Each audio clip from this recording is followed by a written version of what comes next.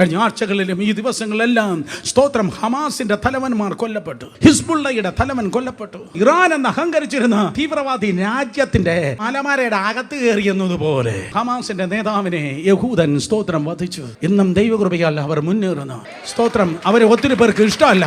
Benjamin Netanyahu UN പൊതുസഭയിൽ പ്രസംഗിച്ചപ്പോൾ പകുതിയോളം സ്തോത്ര കസേരകൾ ഒഴിഞ്ഞു കിടന്നു. കാരണം ദൈവം തെരഞ്ഞെടുത്തവന് പിശാചിന്റെ സന്തതിക്ക് കണ്ട ഇഷ്ടപ്പെടത്തില്ല. വെളിച്ചത്തിന് മുൻപിൽ ഇരുട്ടിന് നിൽപ്പാൻ കഴിയത്തില്ല. ഒരിക്കലേ അവർക്ക് കൊല്ലാൻ പറ്റത്തുള്ളൂ. രണ്ടാം മരണത്തിന് എന്റെ മേൽ അധികാരമില്ല. പാകിസ്ഥാൻ മുക്കല്ല സുവിശേഷം, കാൽവരി മലയിൽ വെളിപ്പെട്ട തേജസ്സിന്റെ സുവിശേഷത്തിനായി സ്തോത്രം. ദൈവത്തിന്റെ ജനം ജയിക്കും, യഹൂദനെ ജയിക്കയില്ല. പേജറുകൾ പൊട്ടിത്തെറിക്കുന്നു, സോളാർ പാനലുകൾ പൊട്ടിത്തെറിക്കുന്നു, വാക്കി ടോക്കികൾ പൊട്ടിത്തെറിക്കുന്നു. വേറെ ആർക്കുമില്ലാത്ത ടെക്നോളജി സ്തോത്രം ഇസ്രായേലിനുണ്ട്. കാരണം വേറെ ആർക്കുമില്ലാത്തൊരു ദൈവം യഹൂദനുണ്ട്.